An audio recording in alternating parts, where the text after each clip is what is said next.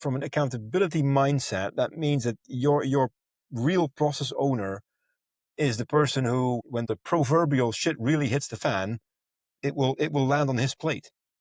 That's the ultimate definition of accountability, I think.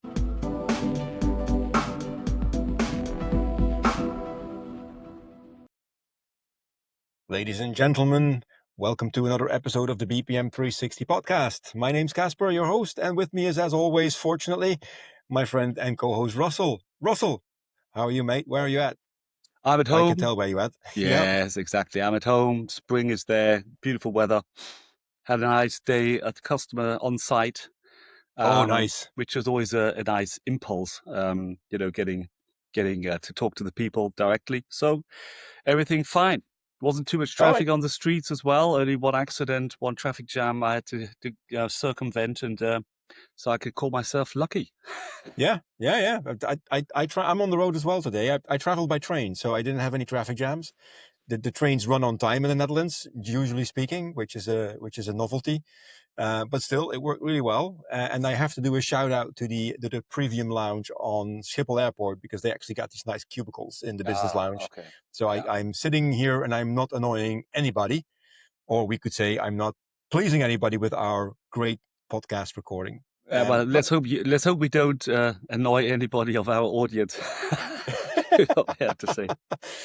Usually we get pretty good feedback, Russell. So let's keep that up. But exactly. Today is another one of our BPM Roles episodes. It's part 6 in the miniseries, and we're really getting through them now. And Russell, you remember last time we did the BPM COE lead, or the head of process excellence, which was very exciting. But today it's going to be, I would even say, even more exciting, because today we're going to talk about the process owner. I would say the cliffhanger. That's why we took 6 episodes to come to the role of the roles. Yes, the GPO, the BPO, whatever you want to call this role, the person responsible. And let me get through what our big all-knowing friend knows about this role, and then we're going to go right into it. Believes to know. Maybe he believes to the know. hallucination starts now. Yes, here we go. So typically a senior business manager who holds ongoing accountability for the end-to-end performance of a specific process domain. The role is the key link between the COE and the business. So that's the description. We'll get to it in a second. Just let me go through the things first, and then we'll touch upon them one by one, right? So character traits. Here we go. Accountability mindset and a cross-functional influence. They must be willing to own outcomes that cut across departmental silos that they don't directly control.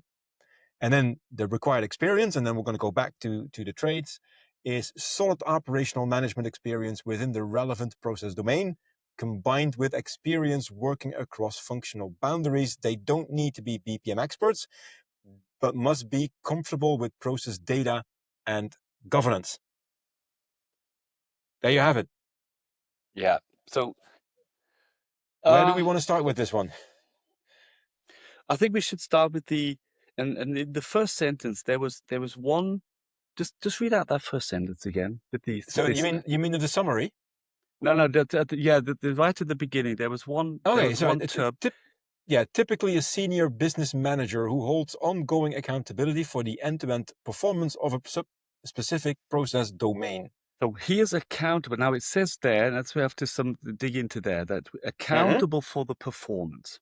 Yeah. Yeah. So and so when you talking about the process ownership, a lot of the time you have let's say order to cash, supply chain, something like that. All right. Yeah. Cool. They said so okay. So if we sell less, is it my fault?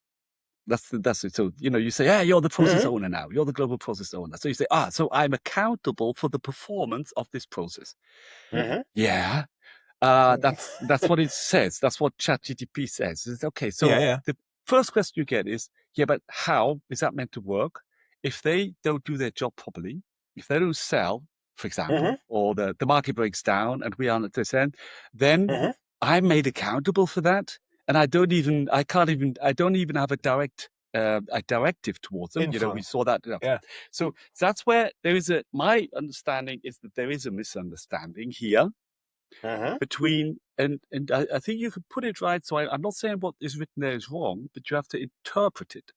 And when you talk about the performance of a process, that doesn't necessarily have to be one-to-one the actual operational outcome of something. No, So I here agree you're with that. talking about, so what is the KPI you're looking at? And I also think that it is that you don't say you have to guarantee, or it may be an objective, but typically not. You have to meet 89% on time in full as a KPI. But what would rather be the case that you would discuss our octave is 60. You have to do everything in around the processes, streamline them, optimize them, start initiatives, whatever, to get the performance on a positive trend in direction of 98. Yeah. And so by process change, by analysis, monitoring, and bringing excellence into the process from different aspects, that is your accountability to Okay. enhance and that is and so the definition of performance of a process can be what is it could be OTIF. But it's not like the process is there and you are the one that is actually accountable for the actual operations. And it's a very fine difference there, but it's Oh, very absolutely. important because the pipeline is the sales manager. He gets fired if he doesn't fill up the pipeline, because that's his job. He has to fill it up. Now, if the way the pipeline is converted is enhanced due to an introduction of a CRM system and a streamlined process by the process owner, and you see that in, let's say, other trends in KPIs around the sales performance, the conversion rate, the whatever you may think of KPIs here, then that is the process owner. Super near together, but typically in it is not in one person, because again, Yeah. here Yeah. this operational accountability for getting things done is typically very much distributed. So you can have a head Yeah. of sales and you have a head of supply chain, but the global process owner is the one that sets the process standards, IT Yeah. systems, Yeah. drives the initiatives to have a harmonized and excellence across the board. Yeah, so Yeah. across the organization, Yeah. Yeah. and that's where, and that is something very abstract, very hard to bring in, because then Yeah. it's But like it's such a big task, but without really having this true. direct mandate. And that's the other part that you have in the description that is super on point, the critical point. Yeah. We'll get to that. Let me just respond to this for a minute. So I mean, fundamentally, I agree with you, and I think what you're describing is that a process owner is typically accountable for, I would call it, the mechanics of the process. Does the process work? Is it process being followed? It's you can't blame a GPO if the people follow the process but they don't get to the result. Yeah. So and I agree that there is a distinction between the commercial result of a process and the mechanics of a process. So And he's let's providing the car, and then somebody drives it into a wall. into a It's ditch. not the It says, manufacturer's well, fault. yeah, it's not really that. So he's actually the process owner is actually the engineer building the Formula One car. Yeah, With or maybe even the guy overseeing all the engineers that create the car. But yeah. This if chief engineer yeah, for the car. chief engineer. But if George Russell decides to slam it into the wall, I didn't want to go for Max Verstappen, of course. But if George Russell slams into the wall, it's not the chief engineer's fault, right? Accountability. Yeah. And unless, and this is where we get into really murky territory, unless the root cause for the crash Was the brakes not would be working? found in the way that the process is done, is set up. So this is going to be an interesting one. But so here's a brain teaser for you. So I worked for a chemical manufacturing company for years, and I worked in the procurement department, and I was actually responsible for the quality of the procure-to-pay process, and we had a global process owner. But that global process owner also was at the same time the chief procurement officer. So he was double screwed because he was responsible for the commercial result, and he was responsible and accountable for the process mechanics or the process adherence. So if you want, Yeah, so uh, I think here touching on a very interesting point as well that I always encounter when talking to customers is, so on what level are you actually placing the process owner? And mhm, depending on the size of the company, the complexity of the company, it will always differ, and the basic structure. But what I have a bit of an issue, um, just let's say saying everything's the C owner, so the C level owns it all. It's too patriarchic. It's for me, it's too high up.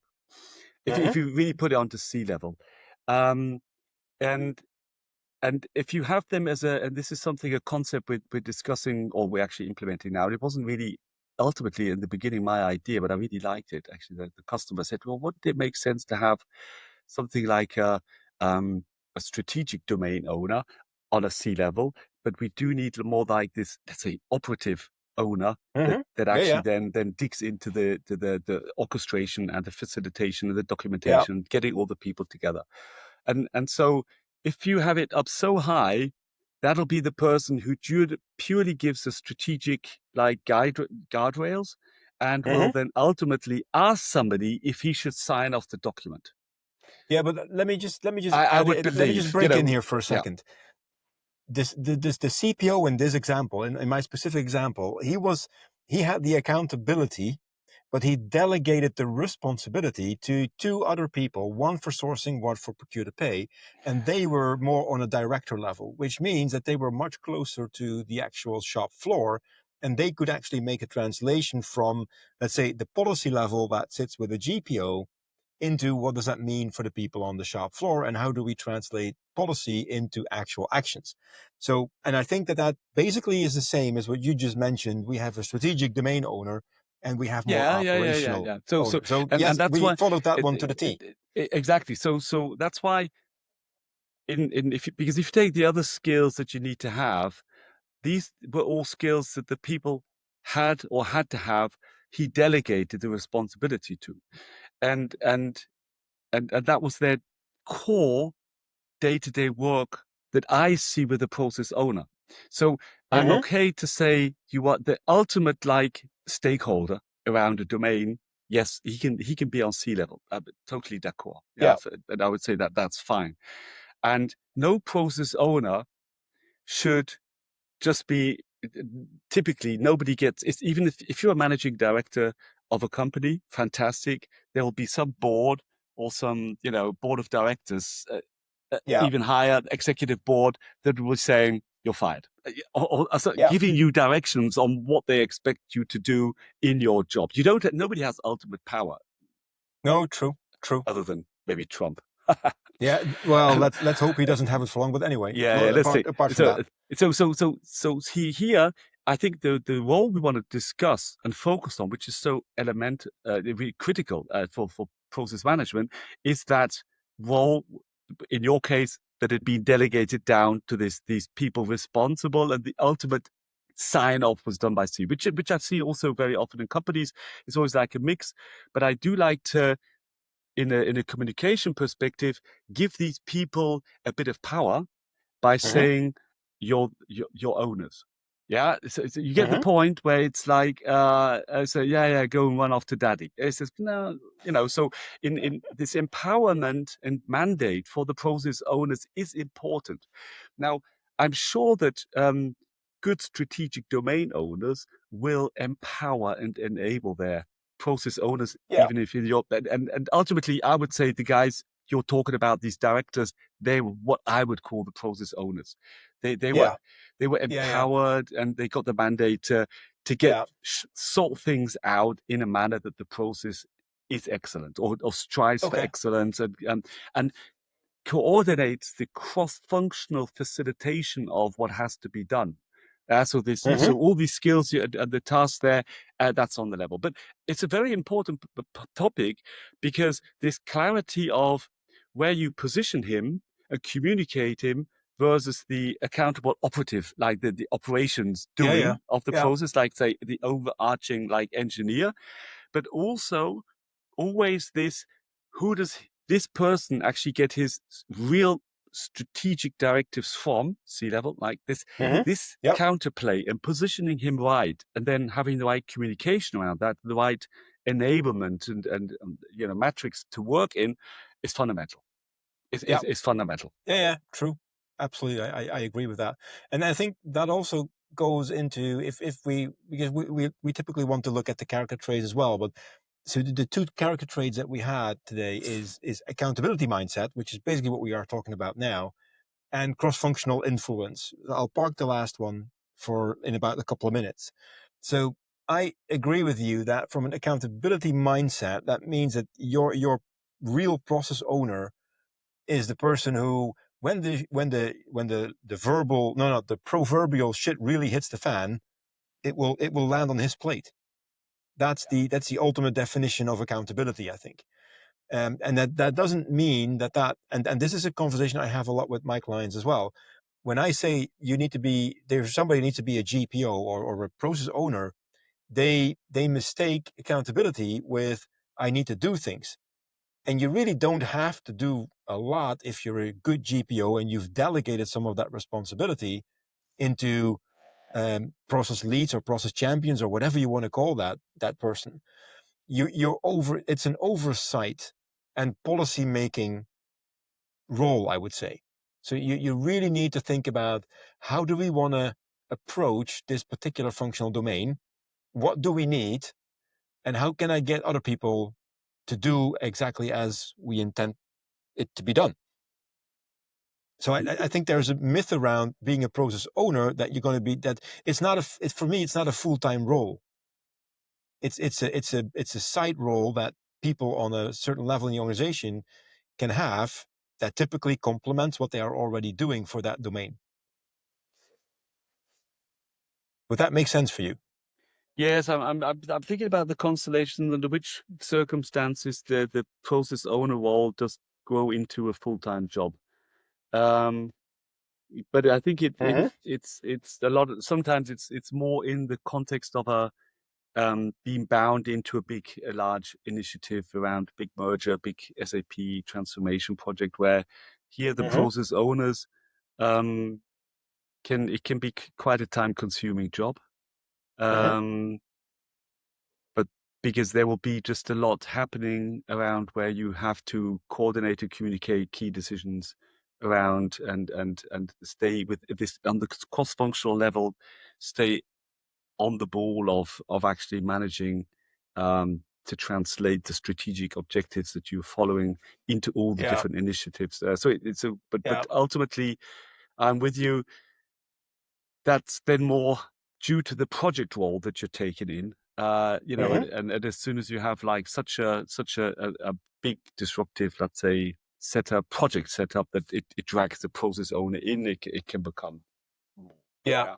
But ultimately, the real full timers, yeah, Mm-hmm. they're Yeah. then the Yeah. process experts. They will be Yeah. having to Yeah. Yeah. dig into the documenting and going into process workshops and discussing with the, with the IT and with the business and preparing things and thinking about if this process was designed Mm-hmm. properly, what test cases would need. They get dragged into a project big time. Yeah. Yeah. But what I'm saying is it always depends on the phase, how much that. But ultimately, I'm with you. It is more about this policy Yeah. maker, and of course this cross functional. Now you say what's that? The term that ChatGPT. I'm not quite happy with it. I'll tell you why. Cross-functional So influence. yeah, how do you have that? Does that Yeah. fall? This is something we say. Oh, that's something you earn. So Yeah. But here's it's the thing. Here's the you thing. have to have it, but you don't have it. But you know what? You Let me talk about Russell. Let me talk about pit bulls and diplomats. And then you might think, what? Yeah, let's talk about pit bulls and diplomats.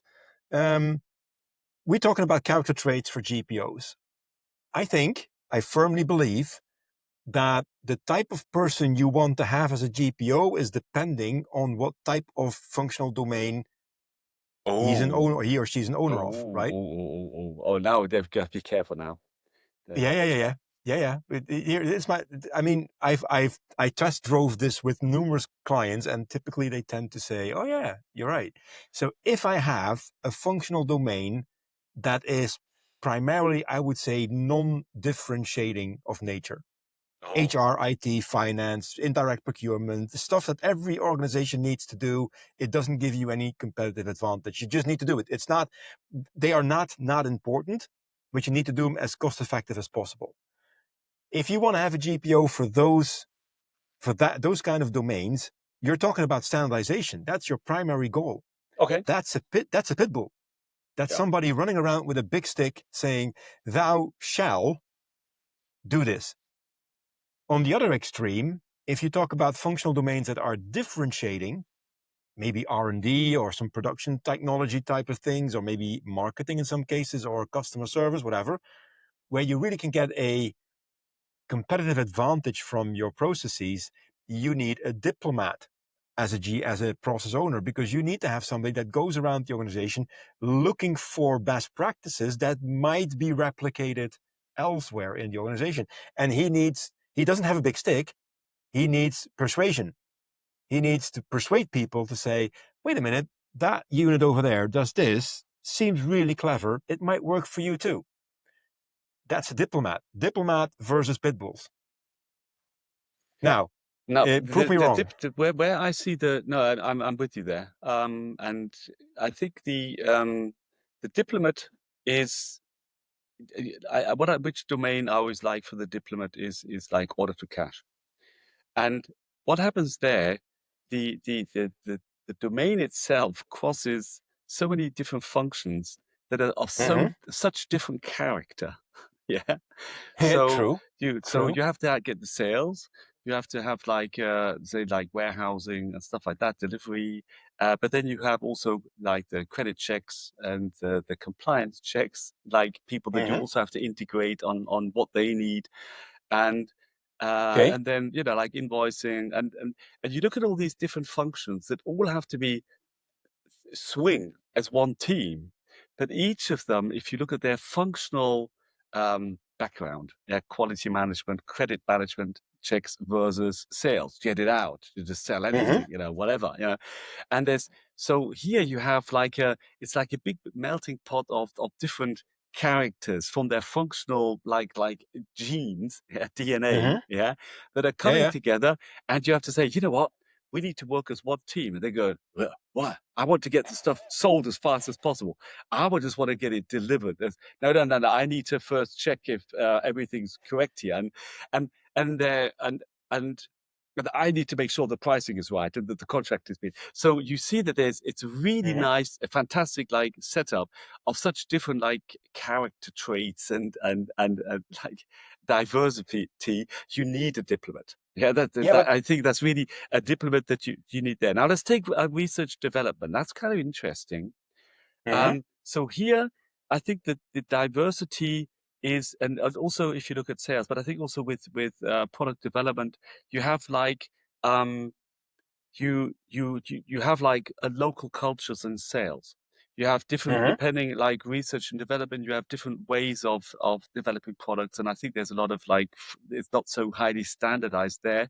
Not that they're Mm-hmm. not all product developers, but um, you want to leave space for people to do it a bit differently because you cannot say this is where you do purchasing and it will work 100%. You have to work on this best practice approach of giving a bit of give and take Mm-hmm. and really discussing what are the core elements that we want to agree to stick to, but leave a lot of leeway to interpret the process and the role and the way it works in different Mm-hmm. manners because because there is not this 100% defined way how to do things. This deterministic, Yeah. standardized Yeah, yeah. way of True. doing purchase management, and that's where you want to also be diplomatic because you want to create a common understanding of the core elements that they need to adhere to for the Mm-hmm. sake of the bigger good, but for the sake of the research and development, you need to leave like this space on how long it Yeah. takes and with the sequence they do things. And so there's different reasons for the diplomat, but I Mm-hmm. ultimately agree that you should take the skills that are described there, but do not think that you have like one ideal type process owner for all domains, and that's the No, most important that thing, and true, you but have to work with that. You have to work with that. yeah, but I want to go back just briefly to your order to cash example, and I'm going to challenge a little bit here. And this isn't a personal challenge. This is about what is the definition of a process domain. Because when you say order to cash, you have order processing is in there. There is shipment is in there. There is billing is in there. But if you take a functional look at your organization, all three of them belong to different main functional domains. Yeah, Order but processing is typically marketing and sales, so shipment is typically logistics, and billing is definitely finance. and So, but the trade no. So now I have somebody who is defending my thought, yeah, and that's yeah, ChatGPT, because he says what's important is he was cross-functional on mushrooms, hallucinating. Sorry, go on, mate. So the as he said, cross-functional influence, yeah, Mm-hmm. then that was for me. I said yes, that's good, because that shows how important it is to have end-to-end domains, and the real ownership that you need to define as a process owner has to be from from an end-to-end perspective. So when you're talking about purchasing, I'm not talking about just creating PRs and POs, yeah, Mm-hmm. but I'm looking at the whole, like say, end-to-end scenario of looking. So how does the MRP create the demand in the PR for the I agree. yeah, I indirect, agree. and how does this end up with the returns of products to the vendor? That that all these different scenarios, you need one owner, and not somebody just purely looking at, hey, I'm the pit bull. I tell you how to create a PR, and I tell you to create a PO. That's not enough. No, It's not I enough. agree. I Right. agree. But we're sliding down a rabbit hole, but I feel like Alice in Wonderland today. So we're going to go deeper. Um, I agree with you on that. But that's the difference between where accountability stops and where influence begins. But And that's why end the to end is much more about influence than yeah, real I agree. hard I agree. force. But the real question, Russell, is you need you need to assign ownership both on the functional decomposition as well as on the end to end. And the question really is, if we look at order to cash or we look at procure to pay, who is the actual process owner from an end to end perspective? And how does that relate to the functional process owners that actually own the pieces of the puzzle of which the end to end is built out of? So let me just give you my perspective, and then I would love to hear your feedback. There's a functional decomposition. Let's stick with procurement because I just know that field better than any other field. So I do have purchasing, and then that falls apart into sourcing and procurement and a little bit more. And procurement decomposes into requisitioning and purchase ordering. Really, really high level, right? So my first couple of steps of my end-to-end procure-to-pay process fall within purchasing from a functional perspective. Then when I do goods receipts, I'm in supply chain land or logistics land. And then when I receive an invoice, I in finance land. So if I dissect the end to end, I can see that all of the individual processes are owned by different people. And then the real question becomes, who owns the procure to pay end to end process? The And process that owner. could be one of the three functional owners, or it could be somebody completely different. What is your experience Ah, or yeah. your opinion about that? Okay, so let's say let's agree that this idea, or this role of a functional process owner on a functional domain, as you described it, is something that you also have to, let's say, take into account. Yeah, Mm-hmm.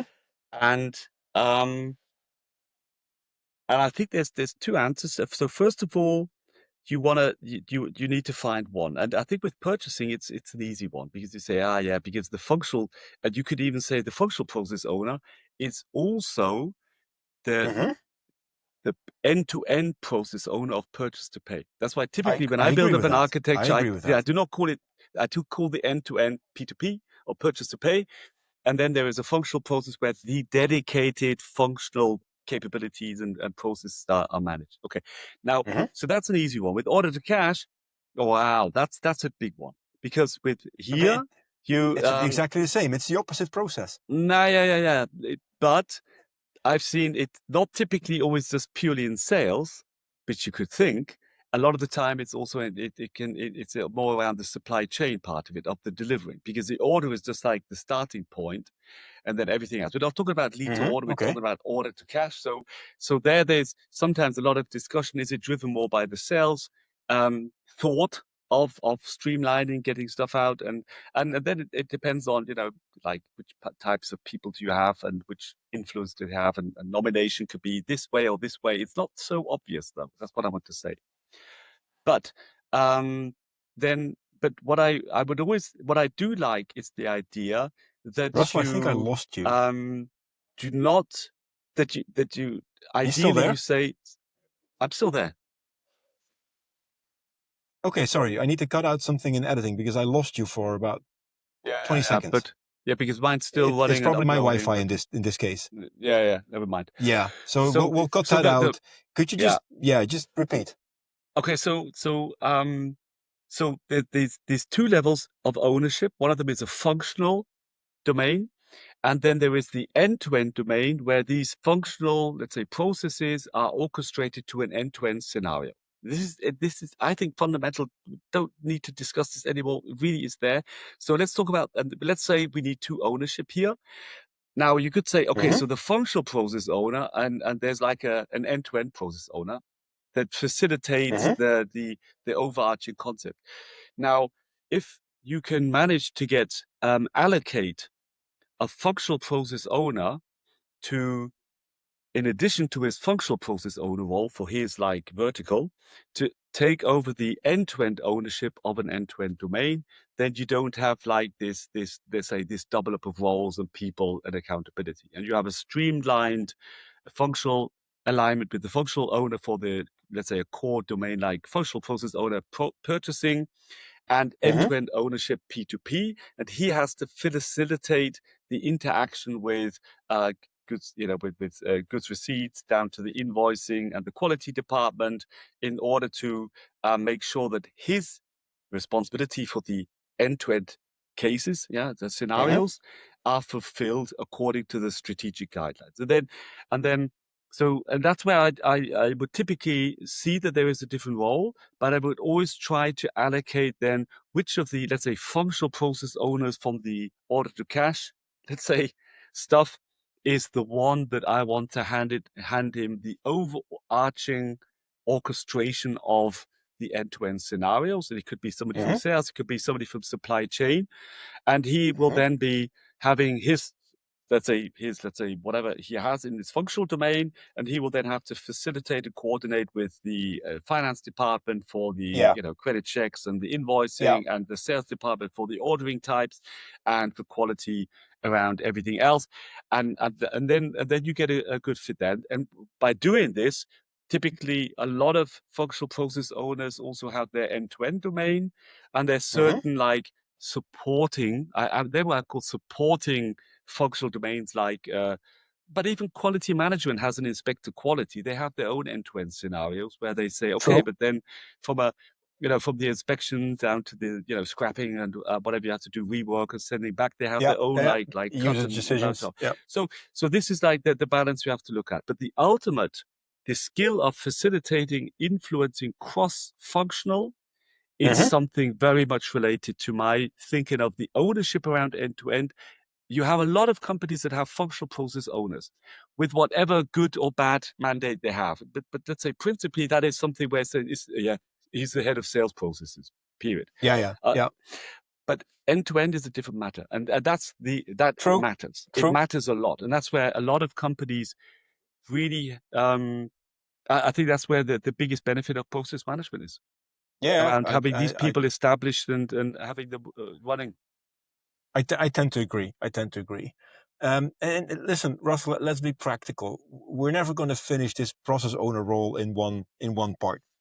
I think we need to do a second part because we're more than half an hour in and we haven't even touched on the required experience and all the other things that I like to talk to you about this. So let's do a part 2 on this particular role of process owner and try to Okay, keep let's them give as it. short. That's a Yeah, good point. Let's just think about a couple of a bit of cliffhangers for the next time, so we don't have to. So yeah. you're saying the required skills, yeah. Required experience is a thing that we still need to cover. So we need to do that in the next episode. Yeah. So we will be, so for our listeners, in part 2 of part 6 of our mini series on roles, we're making this really complicated, Russell. And We need to talk and about the required experience. yeah, and the other point we need to talk about is how do you. No, you don't find the unicorn. I mean, we've talked about a lot of unicorns in this thing. How do Yeah. you how do you how do you get this person implemented? How do you get this person enabled? Oh So yeah. so Yeah. so Yeah. you know, so it and we could say yes, you have some ideal people, candidates, you find them and just give them a training, give them a book, Yeah. and they read it No. Yeah. and What kind of they're up and skills running. does that person need? But Yeah. what do we typically see as a journey these Uh-huh. people take from a time perspective, from a skill perspective, and how do you need to guardrail them to bring them to take them to success? I think that's something we need to talk about because when you it sounds so easy, Oh yeah. Yeah. Yeah. and then I said, oh, but and then it gets complicated during nomination, finding the right Uh-huh. person politically and skill wise. But then you realize you do not have the ideal candidate. You don't have somebody who has been doing this job for 10 years, typically Yeah. Yeah. Yeah. in this I agree. constellation. So we have to talk about how do you, what is the ramp up phase for process owner, the change Oh God. Yeah. management and the Yeah. change facilitation for the process owner in this role. Yeah. I think Yeah. that's a good topic to talk about because that is really what is essential. I agree, and I think with those two topics, we easily fill another short, let's say, half an hour episode. We don't want to bore our audience to death with this as well. So let's keep it at this, Russell. I think that was a wonderful start of the discussion around the process owner. It's just because it's such an important role, right? I mean, Yeah. we're building up to this. There's a couple more coming, but this is one of the big ones because you have multiples of these, right? For every functional domain, you basically have one. So, and together, and we'll talk about that in the second part as well, together, I would say they form what I typically call a process governance board. So Yeah, let's talk about the let's dive into gremium. that one. That's another good point about we talked about the strategic domain owner, the guard, gives him guidelines. But how do we ramp this up? And we need to dig down to the functional process owner a bit more as well. I don't want to leave Yeah. him too unattended. I know that. Yes, I agree. So, and we can look about that. So where do they differ? So we need to do like a Yes. delta and look even more next time as well. Yeah, that's a good Very point. good. Very good. Let's do that. So thanks, Russell, tonight for jumping on and talking about the process owner in the first section of that. To our listeners, I will say thank you very much for sticking with us. And if it sounds a little bit disorganized at the end, we are going for full authenticity, as we always say. We share everything with you guys and girls. So stay with us. See you next time. Thank you, Russell. Have a good evening. Bye bye. Thanks a lot. Travel safe. Yeah, thanks.